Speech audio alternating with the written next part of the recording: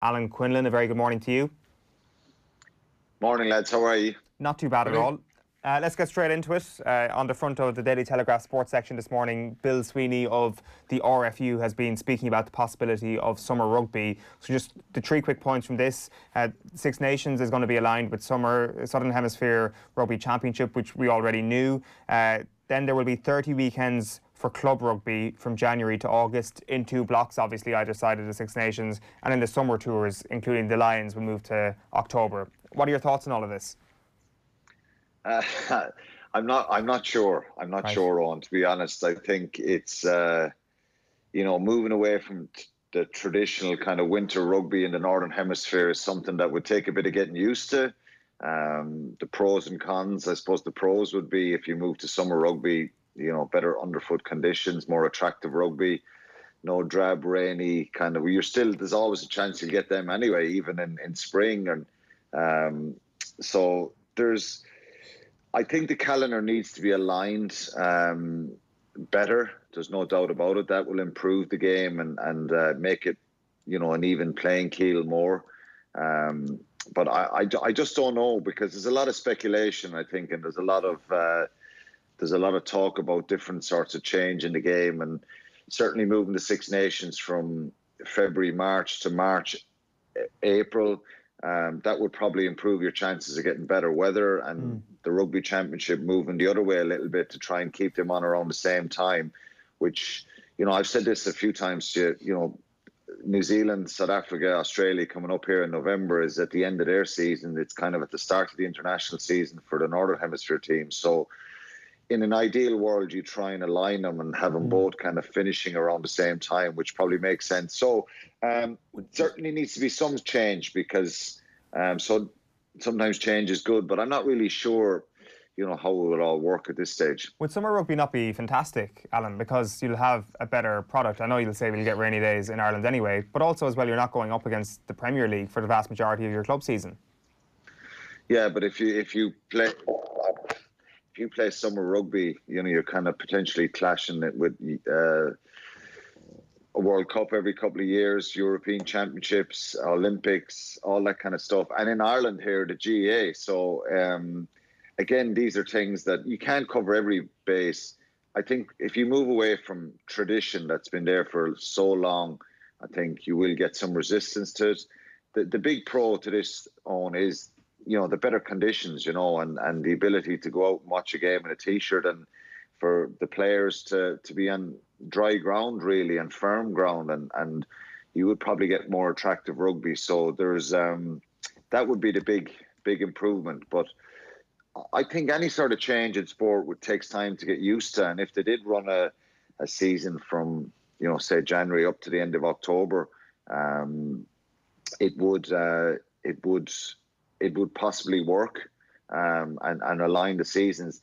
The big factor in all this will be the club's money, finances, sponsorship, and then ultimately the players. If you were a player finishing in October and being told that's your pre-season now, well, off you go and enjoy your summer break or your break from rugby.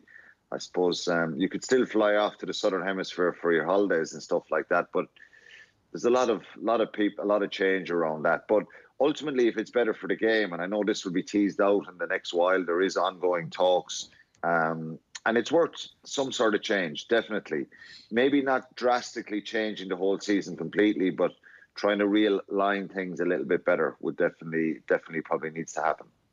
Yeah, I wouldn't mind if they left some elite level sport in for the bleak midwinter months and not remove it all from us entirely. One other line we wanted to get your thoughts on, Quinny. It's exclusive by Derek Foley in the Irish Daily Star this morning that Joe Schmidt is being tapped up by Gloucester. He was on with us last week, and it definitely felt like he was of a view that he'd been looking at a lot of rugby, speaking to a lot of people, and maybe he's of mind to get back. There's two roles there, Director of Rugby and Head Coach, that are vacant now after David Humphreys and Johan Ackerman are gone. But Schmidt, Richard Cockerell, Rob Howley, who's back in the game, an interesting piece with him in the Mail during the week about the gambling issue that he had and how that all gets. Fascinating backstory as well, worth a read. Di Young, Michael Cheika and Stuart Lancaster, another one, all being linked with Gloucester. Yeah, it's no surprise, really. I think Joe Schmidt will be linked with any job that comes up in World Rugby at the moment. And it was interesting because I was listening to Andy Good speaking about Johan Ackermann's departure a couple of weeks ago from Gloucester, and how he'd signed a new contract last year, and suddenly he's gone. He's going to Japan. So all is not well in Gloucester, I don't think. And it seems like it was a nice parting of ways with David Humphreys as well, but I don't think that is the case. I think it hasn't ended well there, in my opinion, and Andy Good is right in what he was saying as well. We always hear about these departures. Everyone shook hands and everyone's happy to move on, but so I don't know it's such a weird time for somebody to any very coach strange. or manager that leaves now. It seems weird. Yeah, and unfortunately, it's a little bit like what Dan Toohey said on the Indo this morning, where he's speaking about everyone being PC and nobody saying anything, nobody speaking out. It just doesn't seem right for me that David Humphreys will just suddenly decide, well, it's the right time to go and move on and let somebody else take over the reins. And we've done X, Y, and Z in Gloucester, and we've set up a good foundation here and platform. It's not all. I can't believe it's all perfect there, but look, he's gone. Ackerman is gone. You'd hate to see Stuart Lancaster lost from the Irish game, Quinny. What do you mean by that now, Adrian? That if he went, are you suggesting that I'd be happy if he went and Leinster lost out on lost ground a little bit on the? Listen, if that's your interpretation of it, Quinny, roll with it. But I'm not sure. You'd have to clarify that. But look, I'm sure Stuart. Again, he's like Joe Schmidt. These guys are highly sought rugby coaches, and they've international experience as well. When you go to a club game and you see the impact that Stuart Lancaster has made in Leinster, when you're in that level above and coaching international players, and you're back down with the everyday coaching of club players, and that's where. Joe excelled and excelled with Claremont, with Leinster, and that's why he would be of interest to any club. And so that's not a surprise, really. It's really down to whether he throws his hat in the ring and takes a job in the club game. He has said, not just with us last Friday, but that he does want to get back into the game and coaching. So whether that's at international or club level, who knows? Would he still base himself in Ireland? Would he commute over and back and do what Stuart Lancaster is doing here? That's a possibility as well to do that. So it's something that may interest him. Can I just one last one from this on me? Is there any possibility that, because there was obviously all that speculation towards the end of his time with Ireland that he was he going to go back to New Zealand and all that, and he's obviously made the decision now that Ireland is the place for him, regardless of the work scenario, as you say, he may commute. Is there any possibility that Joe Schmidt gets back involved in the Irish game at some level soon? Well, I don't think in the next little while. I think if he takes another job somewhere in France or the UK or stays in the Northern Hemisphere, I think there's no reason why he may not come back and coach Ireland again or coach one of the provinces again. I'm sure if there was an opening or an opportunity in one of the provinces, they'd be very keen to have him. I think his relationship with the RFU has been very good, and I think he's proven quality. He's someone who brings trophies to whatever team he goes to. So there's absolutely no doubt that he could be back involved coaching one of the provinces or Ireland again in the future, for sure. It's slightly ludicrous thing, but if you look at a province like Connacht, for example, like somebody with his mind almost in a director of rugby role would be an unbelievable lift for them. Well, I think with his experience and, as I said, with his ability to win trophies, I think any club would be delighted to have him. But again, this is going to be down to Joe. I think he will have the luxury of being able to pick and choose. He's not like some rugby coaches who are desperate to get back into work and applying for every job that goes there, which is it's a tough market. You end up losing your job somewhere, and it's harder to get another job. We know how ruthless it is here in Ireland. If you don't do well and you lose your job and you're under pressure, you're kind of written off a little bit. And so Of course, yeah. If he did go to Connacht, but again, these are IRFU decisions, and that would be a big step. And Andy Friend is already there, and I think he's doing a fantastic job with Connacht and what he's doing. Yeah. Alan, one last thing we wanted to chat about was our Classic Game Club this week, which is Shane Horgan's try. It's Croke Park, 2007, Ireland against England. An incredible game, an incredible try.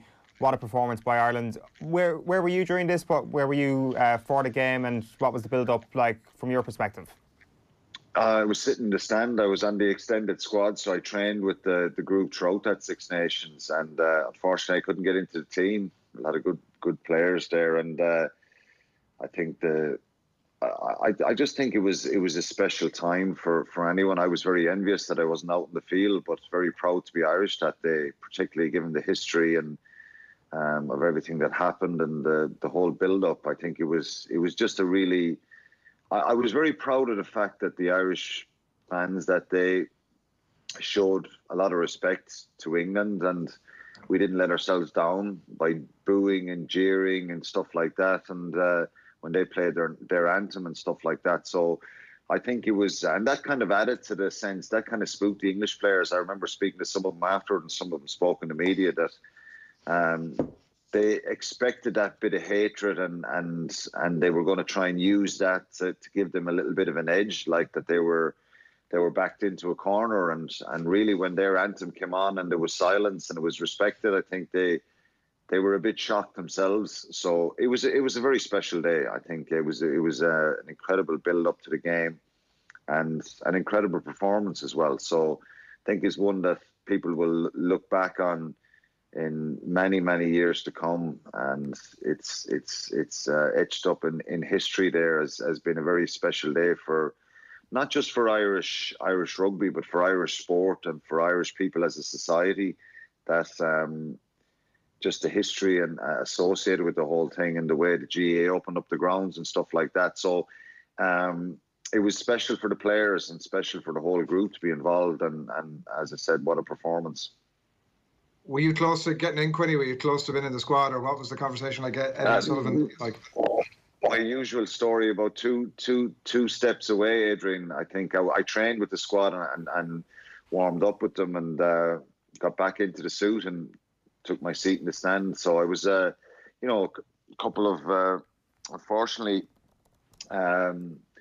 I just couldn't get into the back row, and they were playing really well, and that was just a selection situation at the time, and I was coming back from my knee as well, so I think I was certainly behind the other players that year as regards fitness and performance and consistency and all that kind of stuff. So, but it was a brilliant team. There was some great leaders in that team, fantastic players who went on to.